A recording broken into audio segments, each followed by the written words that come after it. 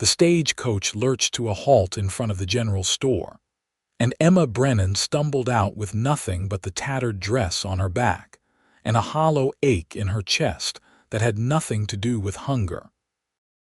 The Kansas sun beat down on Great Bend with relentless fury, turning the dirt streets into waves of shimmering heat, and she stood there for a moment, swaying slightly, wondering if this was finally the end of her road. 3 months ago, she had been engaged to a banker's son in Philadelphia, wearing silk and planning a wedding with 200 guests. Now she had 50 cents in her pocket, a body that felt like it might collapse at any moment, and nowhere left to run. She had come west chasing a promise from her uncle who claimed to have a homestead waiting for her. A fresh start after her father's death left her penniless, when his business partners seized everything to cover debts she did not even know existed. The uncle turned out to be a lie, dead 2 years already according to the land office in Dodge City, and his homestead had been claimed by someone else long ago. She had spent the last of her money on the coach ticket to Great Bend, thinking perhaps she could find work, anything to keep her alive another week. But every door she knocked on today had closed before she could finish her plea, and she could see it in their eyes, the way they looked at her like she was already a ghost. The general store seemed as good a place as any to sit down before her legs gave out entirely. She pushed through the door, grateful for the shade if nothing else, and nearly collided with a tall man carrying a sack of flour over one shoulder. He caught her elbow with his free hand, steadying her with surprising gentleness for someone so broad across the shoulders. "Easy there," he said, his voice a low rumble that seemed to come from somewhere deep in his chest. "You look like you are about to keel over." Emma pulled away, trying to summon what remained of her dignity. "I am fine, thank you." She was not fine. She had not eaten in 2 days, not a real meal anyway, just some stale bread she found discarded behind a restaurant yesterday. Her head swam, and the floor tilted beneath her feet in a way that had nothing to do with the uneven floorboards. The man set down his flour sack and moved closer, his brown eyes narrowing with concern. "When did you last eat?" he asked. "That is none of your business," Emma said, but her voice came out weaker than she intended, and she had to grab the edge of a shelf to keep herself upright. "Making it my business," the man said, and before she could protest, he had an arm around her waist and was guiding her to a chair near the storekeeper's counter. "Charlie, get me some of that jerky and a canteen of water." The storekeeper, a balding man with wire spectacles, looked from the stranger to Emma with obvious curiosity. "That is coming out of your credit, Zane." "I figured as much," the man said, his tone dry. Emma wanted to refuse, wanted to tell this stranger she did not need his charity, but her body betrayed her. Her hands shook as she reached for the jerky he pressed into her palm, and she tore into it with embarrassing desperation, barely chewing before she swallowed. The water came next, cool and sweet, and she drank so fast she nearly choked. "Slower," the man said, crouching down so he was at eye level with her. "You will make yourself sick." She forced herself to slow down, taking smaller sips, smaller bites, even though every instinct screamed at her to consume everything as fast as possible. As the immediate edge of her hunger dulled, she became aware of the man watching her with an expression that was not pity exactly, but something closer to understanding. He had a strong face, weathered by sun and wind, with a scar cutting through his left eyebrow and dark hair that needed a trim. He wore dusty work clothes and boots that had seen better days, but there was something solid about him, something that made her think of oak trees and bedrock. "Thank you," she managed, her voice still rough. "I will pay you back when I can." "Did not ask you to," he said simply. "I do not take charity." Then consider it a loan with no interest and no due date. He straightened up, retrieving his flour sack. You knew to Great Bend, Emma nodded, not trusting herself to explain the whole pathetic story.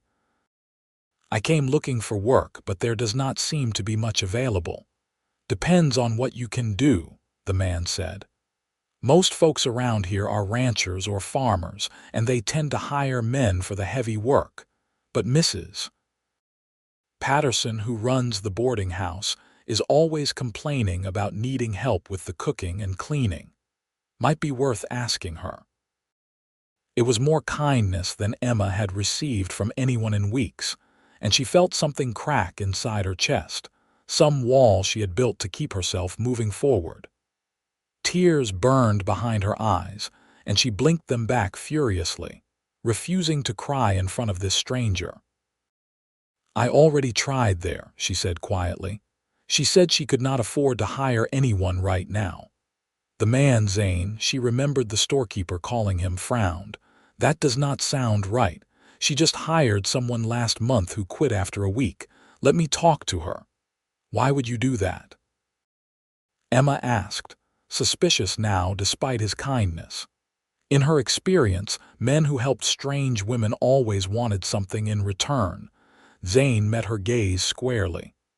Because you look like you need help, and I have 2 hands and a voice that work just fine. Does not cost me anything but a few minutes to ask on your behalf. You do not even know me. Do not need to know you to see you are in trouble, he said. Saw enough people in hard times during the war to recognize the look. Figured the world could use more folks willing to help instead of looking the other way.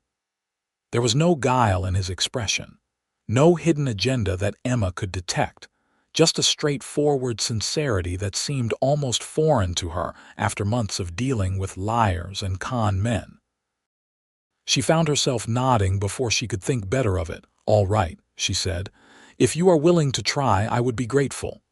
What is your name? He asked. Emma Brennan.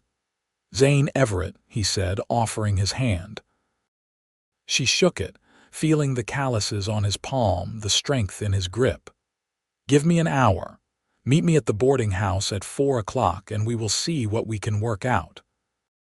He paid for his supplies and left before she could ask him why he was doing this, before she could talk herself out of accepting his help.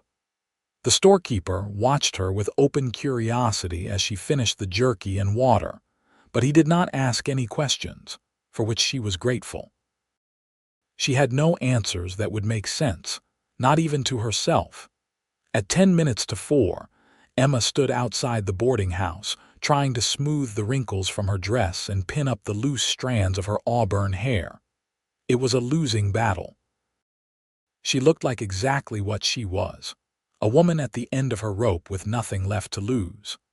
The boarding house was a 2-story structure with peeling white paint and a sagging porch, but the windows were clean, and there were flowers planted in boxes along the railing. It looked like someone cared about the place, even if they did not have much money to spare for upkeep. Zane appeared from around the corner, walking with the easy gait of a man comfortable in his own skin.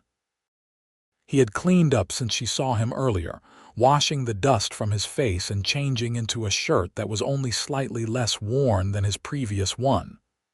"Ready?" he asked. "As I will ever be," Emma said. He knocked on the door, and a moment later, a plump woman in her 50s answered, her gray hair pulled back in a severe bun. She had flour on her apron and an expression that suggested she did not suffer fools. "Zane Everett," she said, her tone warming considerably. "I was not expecting you until Sunday dinner." "I know, Mrs. Patterson, but I wanted to talk to you about something," Zane said. "This is Emma Brennan. She is new to town and looking for work. I heard you might need help around here."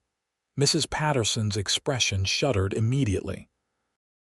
"I already told her this morning I cannot afford to hire anyone." "What if I covered half her wages for the first month?" Zane said. "That would give you time to see if she works out, and if she does, you could take over the full salary after that." Emma's head snapped toward him. "You cannot do that." "Why not?" Zane asked mildly. "It is my money." "You do not even know if I can cook or clean," Emma protested. "Can you?" Mrs. Patterson asked, looking at her with renewed interest. "Yes," Emma said. "I ran my father's household for 3 years after my mother passed. I can cook, clean, do laundry, mend clothes, and keep accounts if you need that as well." Mrs. Patterson studied her for a long moment, then looked at Zane. "You are vouching for her." "I am," Zane said without hesitation. "Why?" Mrs. Patterson asked bluntly. "You just met her today, unless I am mistaken." "Because everyone deserves a chance," Zane said. "And because I have a feeling she will work harder than anyone you have ever hired, seeing as how she actually needs the job." There was a long silence during which Emma held her breath, afraid to hope. Mrs. Patterson sighed, wiping her hands on her apron. "All right," she said finally. $6 a week plus room and board. You will help with breakfast, lunch, and dinner, clean the guest rooms, do the laundry on Mondays and Thursdays, and anything else I need. You will have Sunday afternoons off.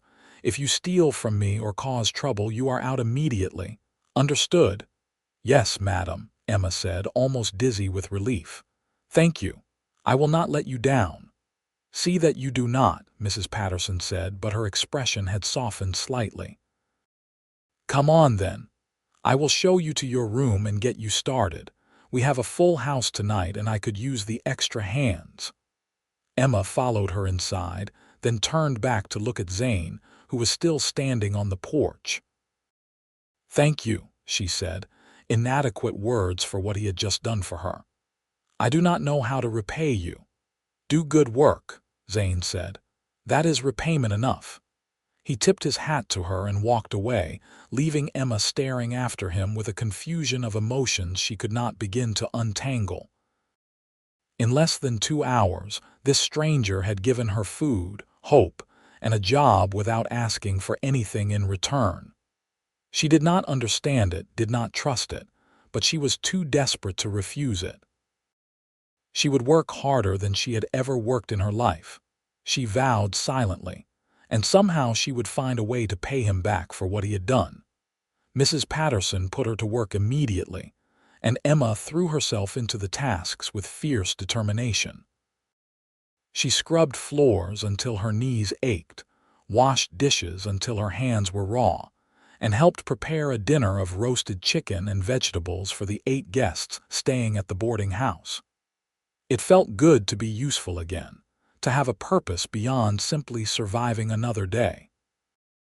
By the time she finally collapsed into the narrow bed in the tiny room under the eaves, she was exhausted in a way that felt almost cleansing. She fell asleep thinking about Zane Everett's brown eyes and the way he had said everyone deserves a chance, like it was the most obvious thing in the world. The next 2 weeks passed in a blur of hard work and small victories. Emma proved herself capable and reliable, and Mrs. Patterson gradually warmed to her, even going so far as to compliment her biscuits one morning at breakfast. The other women in town remained wary, whispering about her when they thought she could not hear, but Emma was used to being an outsider now. She kept her head down and focused on her work, saving every penny she could from her wages.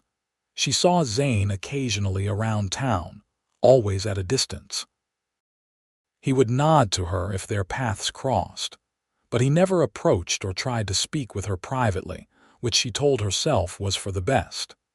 She did not need complications, and getting tangled up with a cowboy, even one as decent as Zane seemed to be, would only lead to heartache.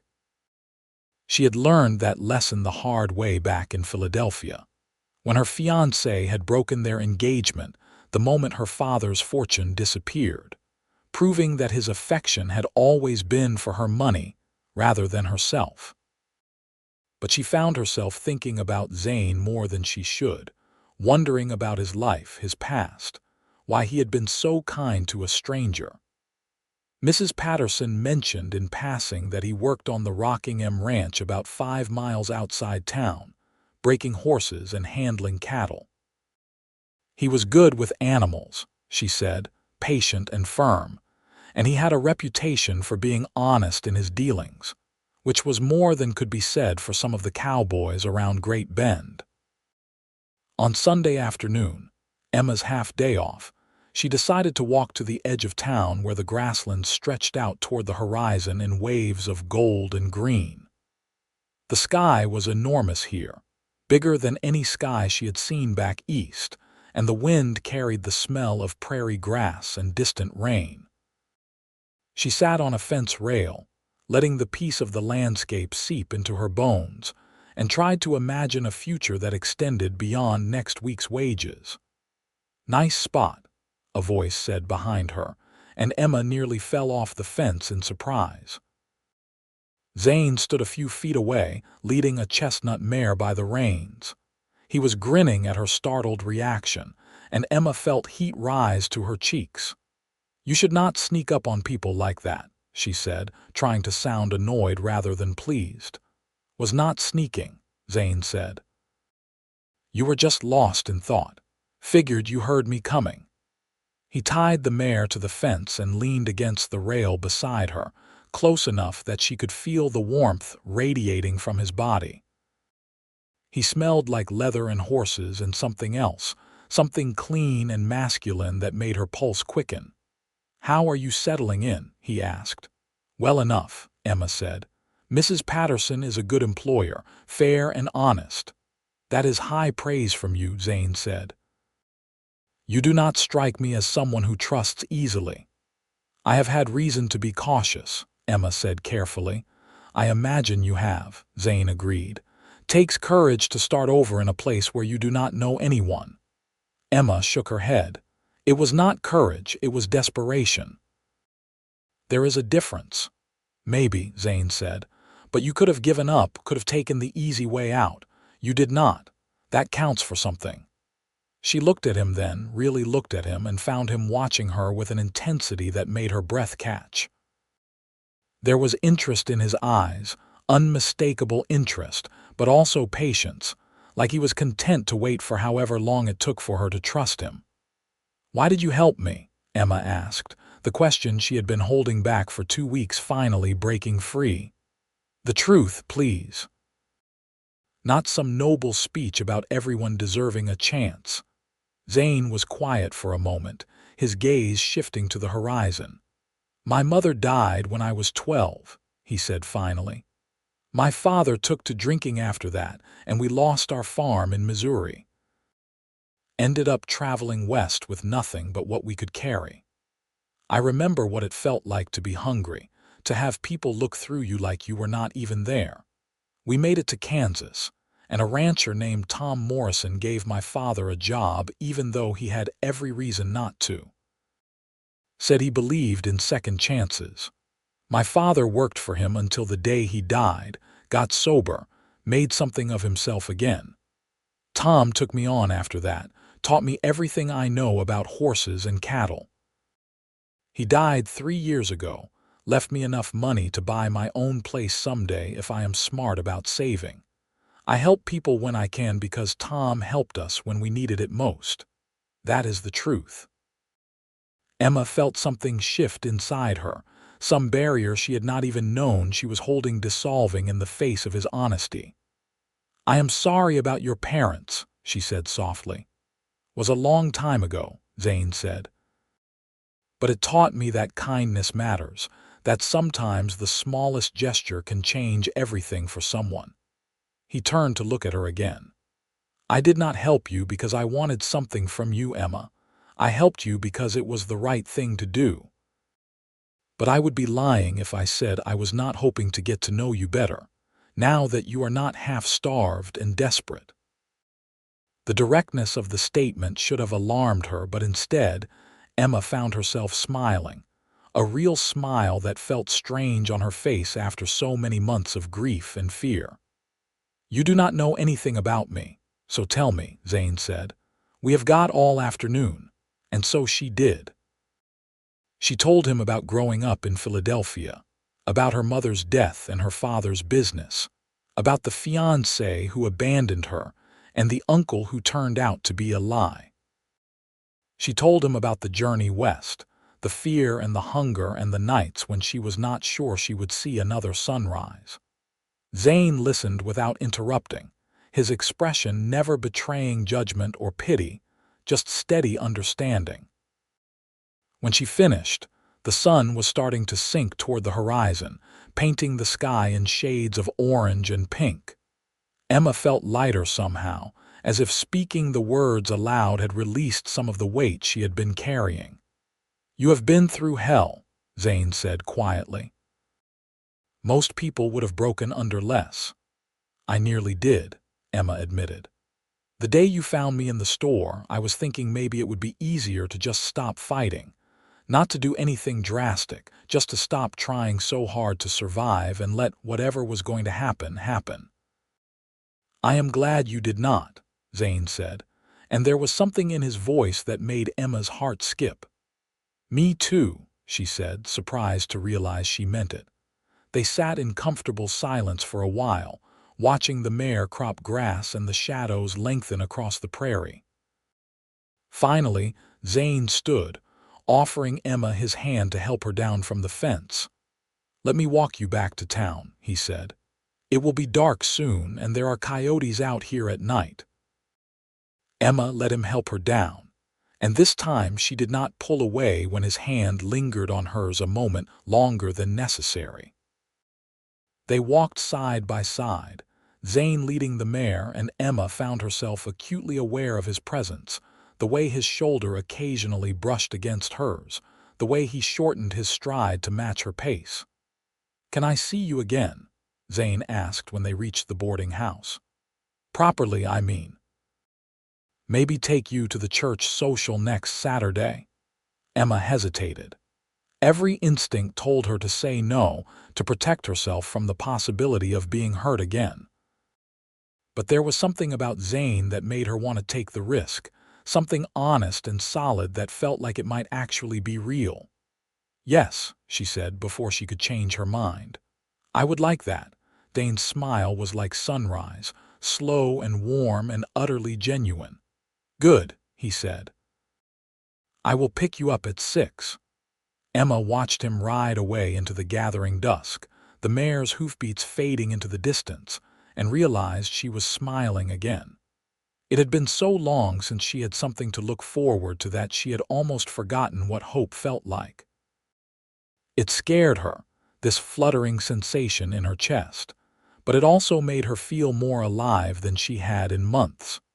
The week leading up to the church social seemed to drag by with agonizing slowness. Emma threw herself into her work, scrubbing and cooking with even more intensity than usual, trying not to think about Zane and failing spectacularly. She caught herself daydreaming while kneading bread, remembering the way his eyes crinkled at the corners when he smiled, the quiet strength in his voice when he talked about his past. Mrs. Patterson noticed, of course. Nothing escaped that woman's sharp eyes. "You are going to wear a hole in that floor if you keep scrubbing it like that," she said on Thursday afternoon, making Emma jump. "Is this about Zane Everett?" Emma felt her face heat. "I do not know what you mean." "Child, I was not born yesterday, Mrs. Patterson said, but her tone was kind rather than judgmental. "Zane is a good man, one of the best I know, but you are new here and people will talk. Just be careful with your reputation." "He is taking me to the church social," Emma said. "That is hardly scandalous." "No, it is not, Mrs. Patterson agreed. But folks in small towns have long memories and short tempers when it comes to outsiders. You have done well these past few weeks, proven yourself reliable. Do not give them reason to think poorly of you." Emma understood what she was really saying. As a woman alone with no family and no history in Great Bend, Emma was already suspect. Any hint of impropriety, any suggestion that she was not respectable, could destroy the fragile foothold she had gained in this community. It was unfair, infuriating, but it was also reality. "I will be careful," Emma promised. "See that you are," Mrs. Patterson said. "And for what it is worth, I think Zane could do a lot worse than you. You have got backbone, girl. That counts for something." The unexpected compliment left Emma speechless, and Mrs. Patterson bustled away before she could formulate a response. But the words stayed with her, warming something deep inside that had been cold for far too long. Saturday arrived with cloudless skies and temperatures that were mercifully cooler than the previous week's scorching heat. Emma spent the afternoon helping Mrs. Patterson prepare dishes for the social, then retreated to her small room to get ready. She had only 2 dresses, the tattered one she had arrived in, and a simple blue cotton dress Mrs. Patterson had given her from her own daughter's trunk of old clothes. Emma put on the blue dress, grateful that it fit reasonably well, and did her best to arrange her hair in a style that looked intentional rather than desperate. She stared at herself in the small, cracked mirror above the washstand and barely recognized the woman looking back. She had put on weight in the past few weeks, and the hollow look had left her cheeks. Her eyes were brighter, less haunted. She looked like someone who had a reason to smile again, and the realization brought tears to her eyes. "Thank you," she whispered, not sure if she was talking to God or Zane or just the universe in general. "Thank you for this." Zane arrived precisely at 6, wearing clean trousers and a shirt that looked new, or at least newer than anything Emma had seen him wear before. He had shaved and combed his hair, and when he smiled at her, Emma felt her breath catch. "You look beautiful," he said simply. "You clean up pretty well yourself," Emma said, and was rewarded with a laugh. He offered her his arm, and they walked together to the church, which sat on a small rise at the north end of town. The social was held on the lawn behind the building, with tables laden with food and lanterns strung between the trees. There must have been 40 or 50 people there, families and couples and groups of young people laughing together. Emma felt the eyes on her as they approached, the whispers that followed in their wake, but Zane seemed oblivious or perhaps just unconcerned. "Zane Everett," a booming voice called out, and a large man with a handlebar mustache strode over to them. "About time you showed up. And who is this lovely lady?" "Emma Brennan," Zane said. "Emma, this is Jack Murphy. He runs the Rocking M with his brother." "Pleased to meet you, Miss Brennan," Jack said, shaking her hand with enthusiasm. "I heard you have been helping Mrs. Patterson. She says you are a hard worker." "I try to be," Emma said, surprised and pleased by the compliment. "Well, welcome to Great Bend," Jack said. "Any friend of Zane's is a friend of ours. Come on, let me introduce you around." The next hour passed in a whirl of names and faces, handshakes and polite questions about where she came from and how she was settling in. Some people were genuinely warm, others merely polite, and a few were openly cold. But Zane stayed by her side the entire time, his presence a steady anchor in the chaos. When the music started, a fiddle and guitar playing lively folk tunes, Zane led her to the area that had been cleared for dancing. "I should warn you," Emma said as he took her hand and placed his other hand at her waist. "I have not danced in a long time." "Then we will take it slow," Zane said, and pulled her into the dance. He was a good dancer, surprisingly graceful for such a large man, and Emma found herself relaxing into the rhythm, letting him guide her across the grass. Other couples swirled around them, and lantern light flickered across Zane's face, casting shadows that made him look both familiar and mysterious. "Are you having a good time?" he asked. "I am," Emma said, and realized it was true. For the first time in months, she was not thinking about survival or fear or the next problem she would have to solve. She was just here in this moment, dancing with a man who made her feel safe and seen. "Good," Zane said, pulling her a little closer. I was hoping this was not too much, meeting everyone at once. It is a little overwhelming, Emma admitted, but in a good way. I have been so focused on just getting by that I forgot what it feels like to be part of something, to have people around who are not trying to take advantage of me. No one is going to take advantage of you here, Zane said firmly. Not while I am around. There was a possessiveness in his tone that should have bothered her, but instead it made Emma feel protected, cherished even. She looked up at him, and their eyes met, and something electric passed between them. Zane's hand tightened on her waist, and Emma felt her heart begin to race. "Emma," he said, his voice rough, "I know this is fast, and I know you have been through a lot. But I need you to know that I am not playing games here. I like you. I want to spend time with you, get to know you better. And if you feel even a fraction of what I am feeling right now, I would like to see where this goes." Emma's mouth went dry. She had not expected him to be so direct, so honest about his intentions. It would have been easier if he had kept things light, flirtatious but non-committal. Instead, he was laying his cards on the table, asking her to do the same. "I like you too," Emma said, the words coming out barely above a whisper. "But I am scared, Zane. I got my heart broken once, and I do not know if I can survive it happening again." "I cannot promise I will never hurt you," Zane said. "But I can promise I will never lie to you, never use you, and never walk away when things get hard. That is the best I can offer." It was not a declaration of undying love, not a promise of forever, but it was real and honest, and that meant more to Emma than any flowery speech.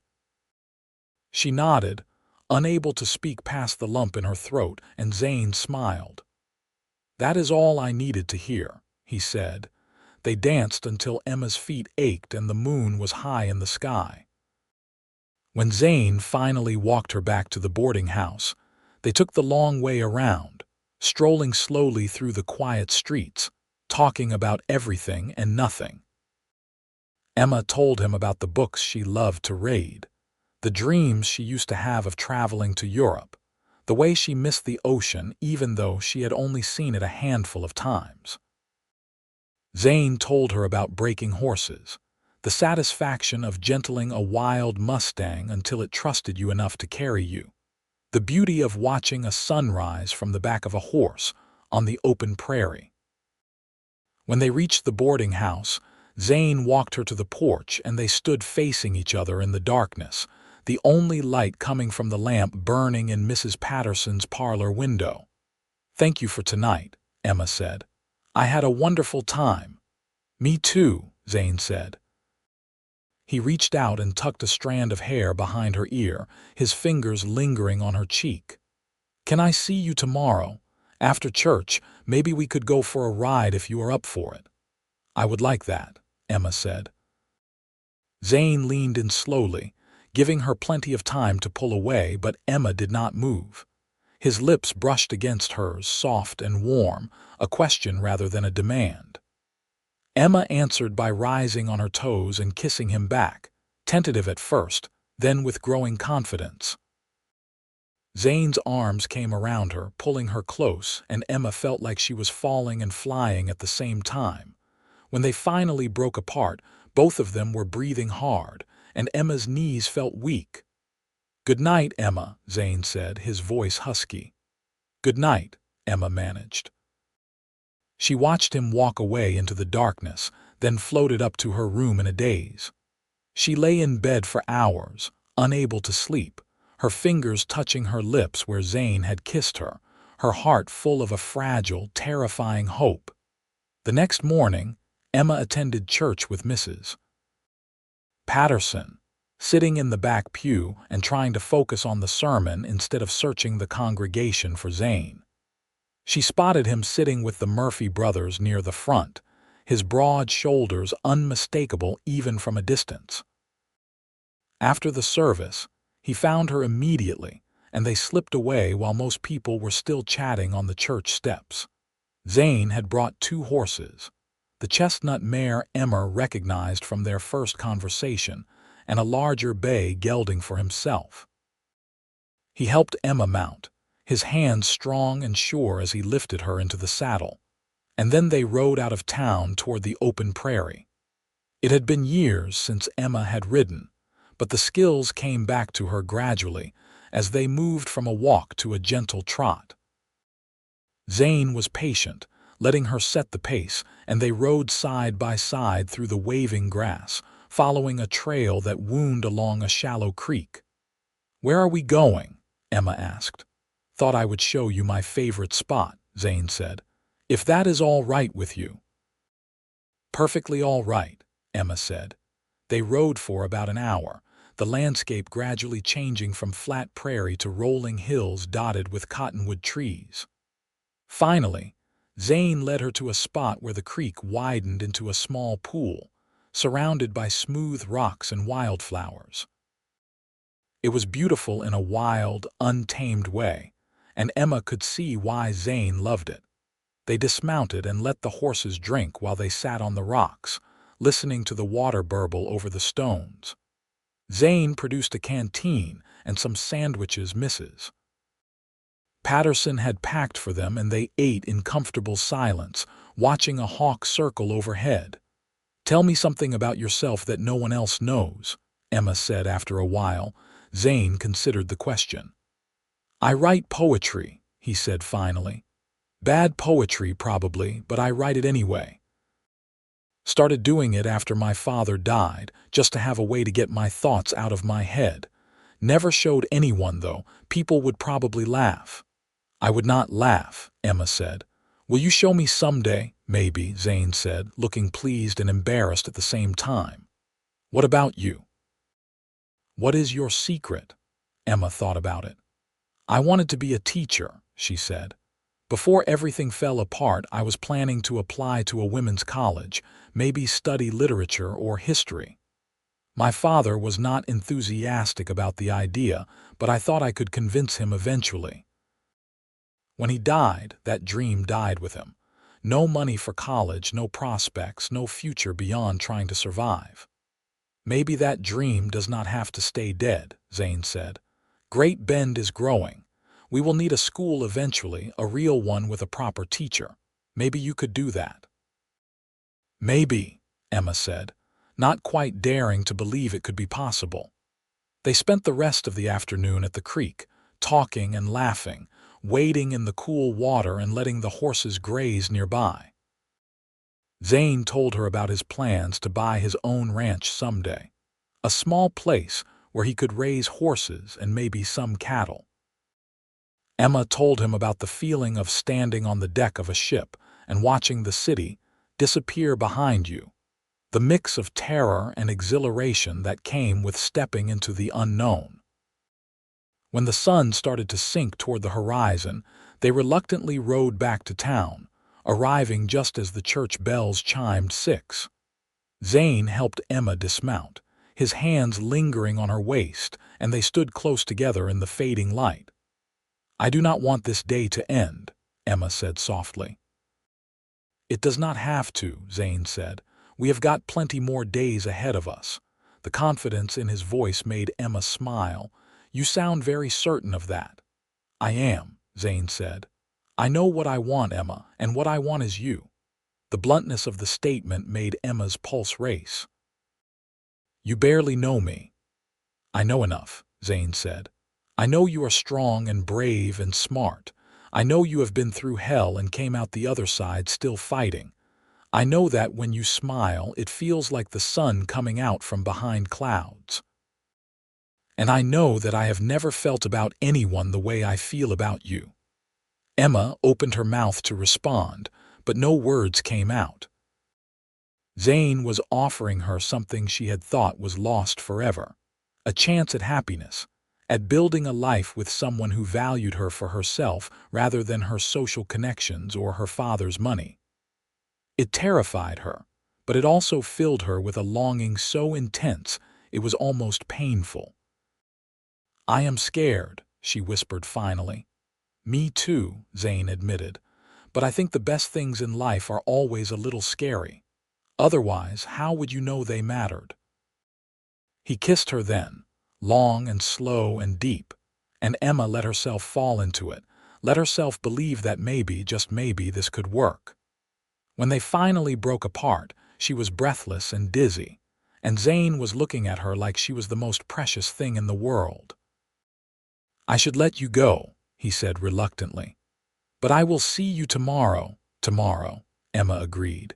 She watched him ride away into the dusk, then went inside, her heart so full it felt like it might burst.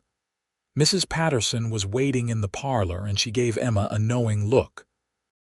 "You are falling for him," she said, not a question but a statement. "Yes," Emma said, too happy to deny it. "I think I am." "Good," Mrs. Patterson said. "He is a keeper, that one. Do not let him get away." Emma laughed, the sound bright and free. "I will do my best." The next few weeks were the happiest Emma could remember. She and Zane saw each other as often as their schedules allowed, stealing moments between her work at the boarding house and his duties at the ranch. They went for long walks along the creek, attended socials and dances, and spent hours talking about their pasts, their dreams, their fears. Emma felt herself opening up in ways she had not thought possible, trusting Zane with pieces of herself she had kept locked away for years. Zane was patient with her, never pushing for more than she was ready to give, but his feelings were clear in every look, every touch, every word. He brought her wildflowers he picked on the prairie, helped Mrs. Patterson fix the sagging porch without being asked, and made Emma laugh until her sides ached with his stories about ornery horses and stubborn cattle. Emma found herself thinking about the future for the first time in months, not with dread but with tentative hope. She imagined what it might be like to build a life with Zane, to have a home and maybe children someday, to wake up every morning next to someone who loved her not for what she could give him but for who she was. It was a fragile dream, easily shattered, but it was hers, and she clung to it with both hands. One evening in late August, about 6 weeks after they had first met, Zane took Emma to a dance at the town hall. The whole community turned out, and the room was packed with people eating, drinking, and dancing to the enthusiastic, if not entirely talented band. Emma wore her blue dress again, and Zane wore his good shirt, and they danced until Emma's feet throbbed.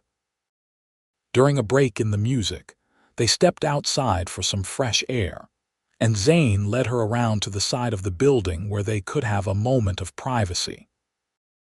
The night was warm, and stars filled the sky from horizon to horizon, more stars than Emma had ever seen back east where the city lights washed them out. "I need to tell you something," Zane said, his expression suddenly serious. Emma's heart sank. In her experience, nothing good ever followed those words. "What is it?" "Jack Murphy offered me a partnership," Zane said. "He and his brother are getting older, and they want to bring in someone younger to help run the ranch. It would mean more responsibility, longer hours, but also a share of the profits and a real stake in the operation. It is the kind of opportunity I have been working toward for years." "That is wonderful," Emma said, confused about why he looked so worried. "Is it not?" "It is," Zane said. "But it also means I would be tied to the ranch even more than I am now. I would not have time to court you properly, to take you on rides and bring you flowers and all the things you deserve. And I need to know if that is going to be a problem, because if it is, I need to know now before I accept the offer." Emma stared at him, stunned. "You would turn down a partnership because of me?" "I would turn down anything if it meant losing you," Zane said simply. "You are more important to me than any business opportunity." Emma felt tears prick her eyes. "Zane, you cannot do that. This is your dream, your future. I would never ask you to give that up for me." "You are not asking," Zane said. "I am offering, but I need to know where we stand, Emma. I need to know if you see a future with me, because I sure as hell see one with you." Emma's heart was pounding so hard she could hear it in her ears. This was it, the moment when she had to decide whether to protect herself or take the leap. She thought about the past few weeks, the way Zane made her feel safe and valued and seen. She thought about the future she had been imagining, the one where she did not have to face life alone. And she thought about the alternative, pushing Zane away to avoid the risk of being hurt, spending the rest of her life wondering what might have been. "I see a future with you," Emma said, her voice shaking but certain. "I see it so clearly it scares me. I have been trying not to hope too much, trying to protect myself in case this all falls apart. But the truth is, I am already in too deep. I love you, Zane. I did not mean to, and I tried not to, but I do." Zane's face lit up like she had just handed him the moon. "You love me." "Yes," Emma said, laughing through her tears. "I love you, you stubborn, kind-hearted, wonderful man. So you take that partnership and we will figure out the rest. I do not need flowers and fancy outings, I just need you." Zane pulled her into his arms and kissed her with an intensity that left no doubt about his feelings. When they finally broke apart, he rested his forehead against hers, both of them breathing hard. "Marry me," Zane said, the words coming out rough and urgent. "I know it is fast, and I know we have not known each other long, but I do not care. I love you, Emma. I want to spend the rest of my life with you. Marry me." Emma's breath caught. It was too soon, too fast. Every rational part of her brain was screaming warnings. But her heart was singing, and when she looked into Zane's eyes, she saw nothing but honesty and hope and a love so fierce it took her breath away. "Yes," she said, the word tumbling out before she could second-guess herself. "Yes, I will marry you." Zane let out a whoop of joy and spun her around, lifting her off her feet. When he set her down, he was grinning so wide his face must have hurt, and Emma was laughing and crying at the same time. They kissed again, and this time there was a promise in it, a commitment that went beyond words. "We should tell people," Zane said when they finally came up for air. "Let us go back inside and announce it." "Are you sure?" Emma asked. "Some people might think it is too fast." "Let them think what they want," Zane said. "I am done waiting for my life to start. Are you?" Emma smiled. "No. I am done waiting too." They went back inside hand in hand, and Zane asked the band to stop playing for a moment. The room fell quiet, everyone turning to look at them with curiosity. "I just wanted to let everyone know that Emma Brennan has agreed to be my wife," Zane announced, his voice carrying across the room. "We are getting married." There was a moment of stunned silence. Then someone started clapping, and suddenly the whole room erupted in cheers and congratulations. People surged forward to shake their hands and offer good wishes, and Emma found herself pulled into hugs by women she barely knew. Mrs. Patterson was beaming with pride, and Jack Murphy clapped Zane on the back so hard he nearly knocked him over. "About time you found yourself a good woman," Jack said. "Emma, you have got yourself a fine man here. Treat him well." "I intend to," Emma said, smiling up at Zane. The rest of the evening passed in a blur of celebration. People bought them drinks and insisted on toasting their happiness, and the band played extra songs just for them. Emma danced with Zane until her feet were numb, and when they finally left the hall well after midnight, she felt like she was floating. They walked slowly back to the boarding house in no hurry for the night to end. The streets were quiet and the moon cast long shadows across the dusty road. "When do you want to get married?" Zane asked. "I do not know," Emma said. "Soon, I think. I do not want a big wedding, just something simple with the people who matter." "How about a month from now?" Zane suggested. "That should give us enough time to make arrangements and for me to find us a place to live. I have been saving my wages, and I think I have enough to rent a small house in town until we can afford something bigger." "A month sounds perfect," Emma said. "Where will we live after that?" Will you want to move to the ranch? Eventually, maybe, Zane said. But for now, I think it is better if we stay in town so you are close to your work. Mrs. Patterson is going to need help finding someone to replace you, and I do not want to leave her in the lurch. Emma felt a rush of warmth at his consideration. You are a good man, Zane Everett. I try, Zane said, grinning. Though I suspect you are going to spend the next 50 years keeping me humble. 50 years, Emma teased. That is all you are giving me. Fine, 60, Zane said. Maybe 70 if you are lucky. They reached the boarding house, and this time when Zane kissed her goodnight, there was a new dimension to it, a promise of the physical intimacy that would come after they were married. Emma felt heat pool in her belly, and when they finally broke apart, both of them were breathing hard. 1 month, Zane said, his voice rough. I can wait 1 month. 1 month, Emma agreed, though waiting felt impossible when she wanted him so badly. She went inside and climbed the stairs to her room, her whole body thrumming with anticipation. In 1 month, she would be Emma Everett, wife of the best man she had ever known. It seemed like a dream, too good to be true, but for once Emma let herself believe that maybe, just maybe, good things could happen to her too. The next month passed in a frenzy of preparations. Emma continued working at the boarding house while also planning the wedding, which was complicated by the fact that she had no family to invite and very little money to spend. But the community of Great Bend rallied around them in a way that left Emma moved to tears. Mrs. Patterson insisted on making Emma's wedding dress, a simple but beautiful gown of white cotton with lace at the collar and cuffs. The women from church organized a quilting bee to make Emma and Zane a wedding quilt, each square stitched with care and good wishes. Jack Murphy offered to host the reception at the ranch, and his wife Mary, whom Emma had only met a handful of times, threw herself into planning the menu and decorations with enthusiastic determination.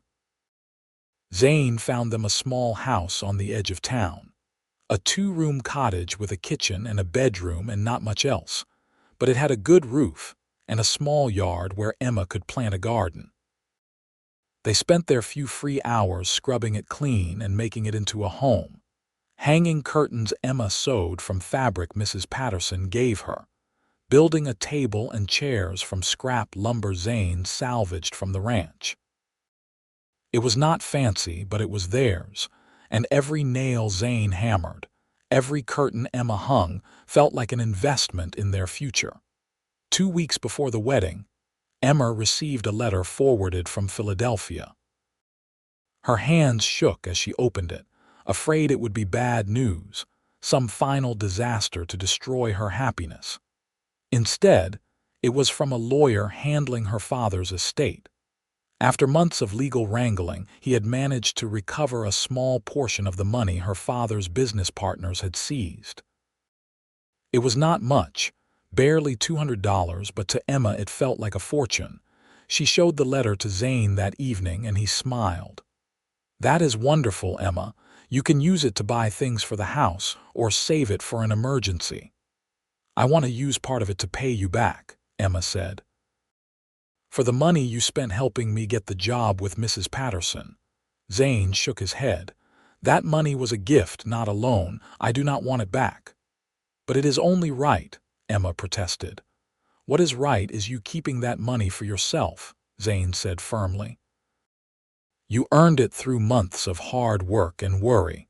Do not give it away out of some misplaced sense of obligation. Emma wanted to argue, but she could see the determination in Zane's eyes. He would not accept the money no matter how hard she pushed. So instead, she used $50 to buy a good saddle and bridle for Zane as a wedding present, something he would never buy for himself, but that she knew he needed.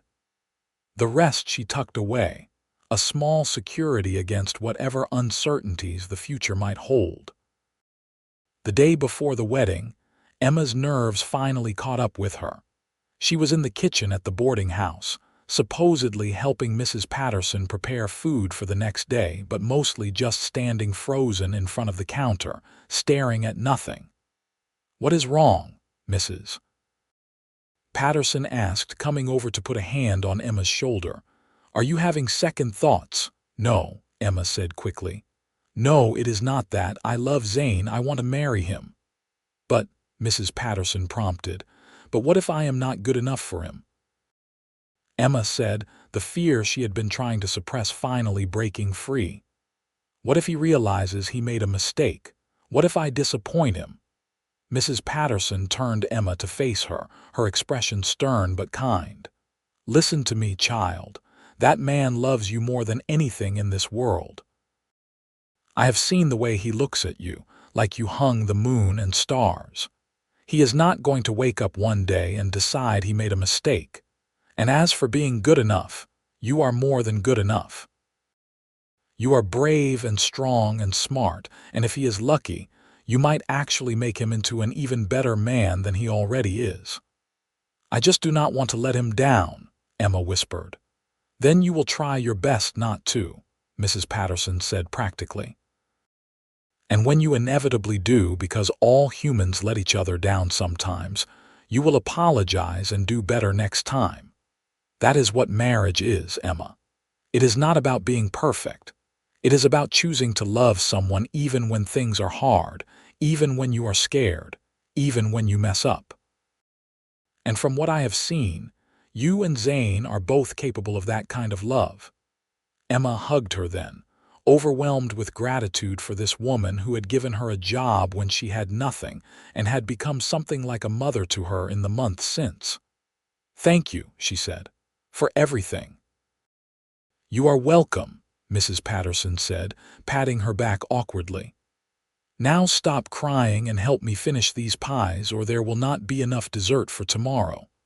The wedding day dawned bright and clear, not a cloud in the sky. Emma woke early, too nervous to sleep, and spent the morning getting ready with help from Mrs. Patterson and Mary Murphy, who had insisted on doing Emma's hair. By noon, Emma was dressed in her white cotton gown, her auburn hair pinned up with small white flowers Mary had picked from her garden, and she looked in the mirror and barely recognized herself.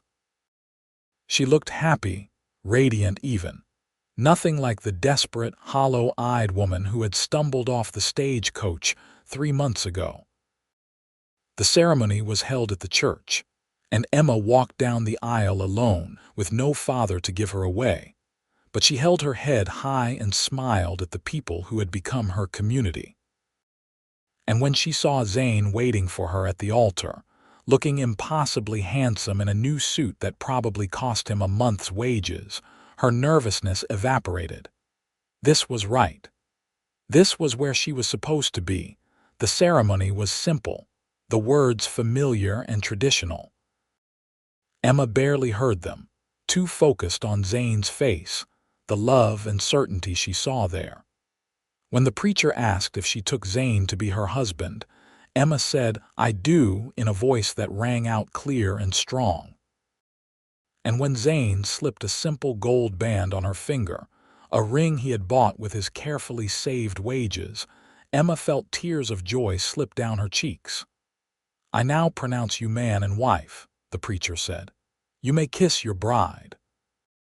Zane pulled Emma into his arms and kissed her in front of the whole congregation, a kiss that was both tender and passionate, and the church erupted in applause. When they finally broke apart, Zane was grinning, and Emma was laughing, and they practically ran back down the aisle hand in hand, eager to start their new life together. The reception at the ranch was a boisterous affair, with food and music and dancing that went on until well after dark. Emma was hugged and congratulated by what felt like every person in Great Bend, and Zane never left her side, his hand always at her waist or clasped in hers, as if he could not quite believe she was really his. When the party finally wound down, Zane borrowed a wagon from Jack and drove Emma back to their little house on the edge of town. He carried her over the threshold, and Emma laughed at the old-fashioned gesture, but secretly she loved it. Zane set her down gently in the middle of their small parlor, and suddenly the air between them changed, charged with anticipation and a hint of nervousness. "I know we are both new to this," Zane said softly, his hands on her waist. "But I promise I will be gentle. I will take care of you." Emma reached up to cup his face, feeling the rough stubble on his jaw, the warmth of his skin. "I trust you," she said simply. They moved into the bedroom, and Zane lit the lamp on the bedside table, casting a soft glow over the room. He helped Emma out of her wedding dress, his hands reverent and sure, and Emma undressed him in turn, both of them taking their time, learning each other's bodies with a mixture of curiosity and wonder. When they finally came together, it was awkward at first, fumbling and uncertain, but also beautiful in its intimacy.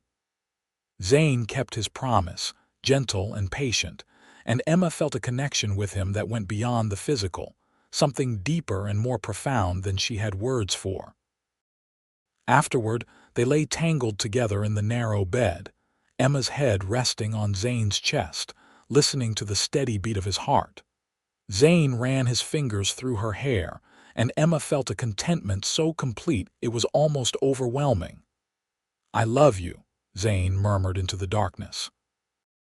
"I love you too," Emma said, "more than I ever thought possible." They fell asleep like that, wrapped in each other's arms, and Emma dreamed of the future they would build together, full of hope and possibility. The first months of marriage were an adjustment. Emma continued working at the boarding house, and Zane took on the additional responsibilities of his new partnership at the ranch, which meant long days and sometimes nights when he had to stay out with the cattle.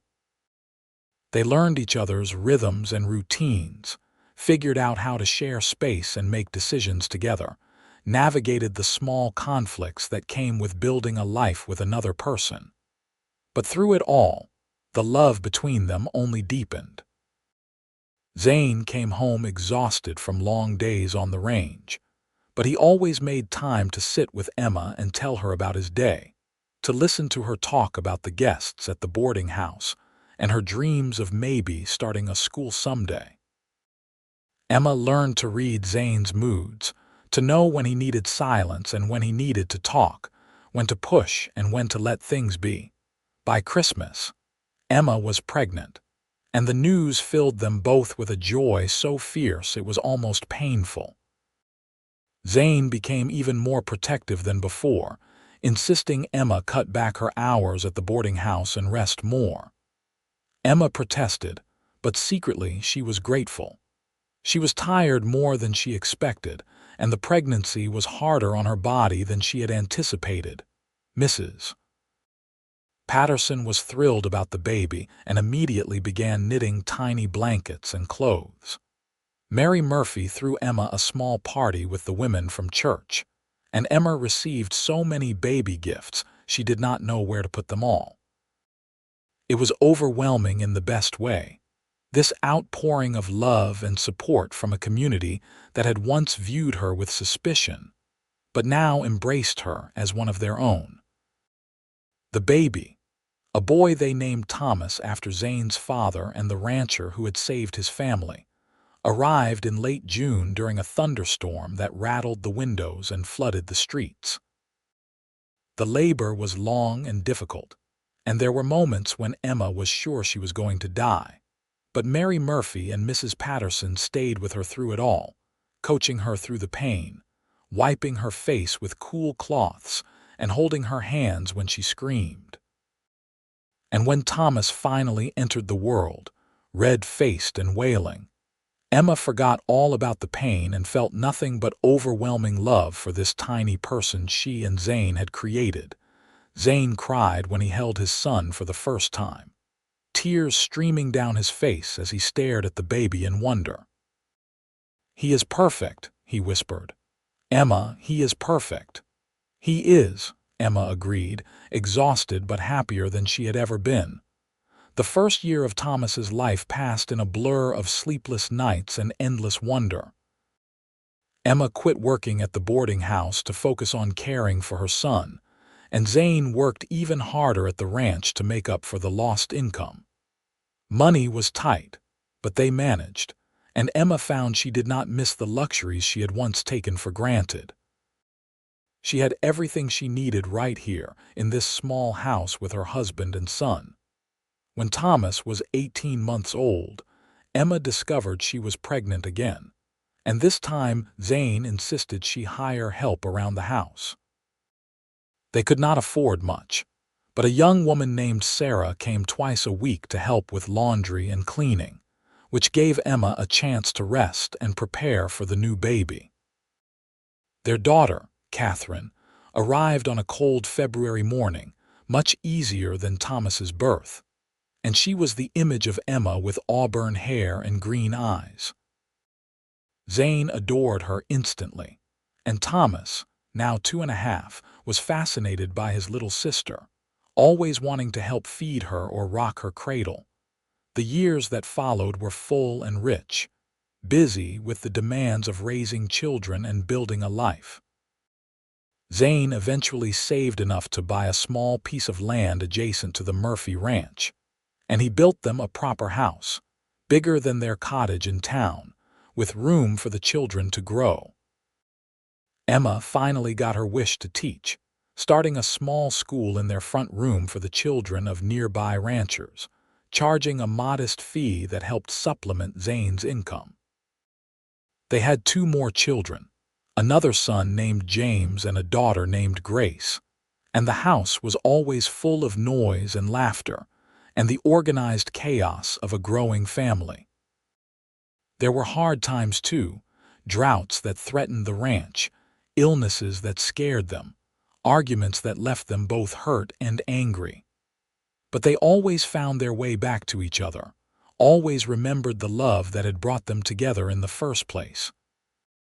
On their 10th anniversary, Zane took Emma back to the spot by the creek where they had spent their first afternoon together. The children were spending the night with Mary and Jack, and for once, Emma and Zane had a few hours to themselves. They sat on the same rocks where they had sat a decade ago, and Zane pulled Emma close. "Do you ever regret it?" he asked. "Marrying me, I mean. You could have waited, found someone with more money, an easier life." Emma looked at him in surprise. "Never," she said fiercely. "Not for a single moment. You gave me everything I thought I had lost, Zane. Hope, love, a family, a home. You saved my life that day in the general store, and you have been saving it every day since. I love you more now than I did the day we married, and I will love you more tomorrow than I do today. That is never going to change." Zane kissed her then, long and deep, and when they broke apart, there were tears on his cheeks. "I love you too," he said, "more than I can ever say. You are the best thing that ever happened to me, Emma Everett." They stayed at the creek until the sun set, talking and remembering, and when they finally rode back to the ranch, Emma felt a deep sense of gratitude for the life they had built together. It was not perfect, not easy, but it was theirs, and that was all that mattered. 20 years after Emma first stumbled off that stagecoach with nothing but 50 cents and a broken heart, she stood on the porch of their ranch house and watched the sun set over the prairie. Her hair was streaked with gray now, and her hands bore the marks of hard work, but she was happy in a way she had never imagined possible back in those dark days. Zane came up behind her, wrapping his arms around her waist and resting his chin on her shoulder. "What are you thinking about?" he asked. "Just how far we have come," Emma said. "How different my life is now from what I thought it would be." "Better or worse?" Zane asked. "Better," Emma said without hesitation.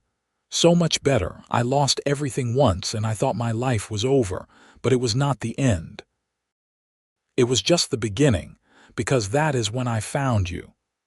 I did not need your money or your hope to help you," Zane said softly, echoing words he had said to her long ago. I just needed to see you needed someone, and I wanted to be that someone." "You were," Emma said, turning in his arms to face him. "You are, and I am so grateful for that." They kissed as the sun dipped below the horizon, and in the distance they could hear the sound of their grandchildren playing in the yard, Thomas and Catherine's children visiting for the summer. Life had given Emma more than she ever dreamed of that desperate day in Great Bend. More love, more joy, more family than she had thought possible. It had all started with a cowboy who saw a woman in need and decided to help, not because he wanted something in return, but because it was the right thing to do. That simple act of kindness had changed both their lives, had created a love story that spanned decades, and produced a legacy that would continue long after they were gone. As the stars began to appear in the darkening sky, Emma leaned into Zane's embrace and smiled. She had been broken once, lost and alone with nothing left to give. But Zane had shown her that she did not need money or hope to be worthy of love. She just needed to be herself, and that had been enough, more than enough. It had been everything.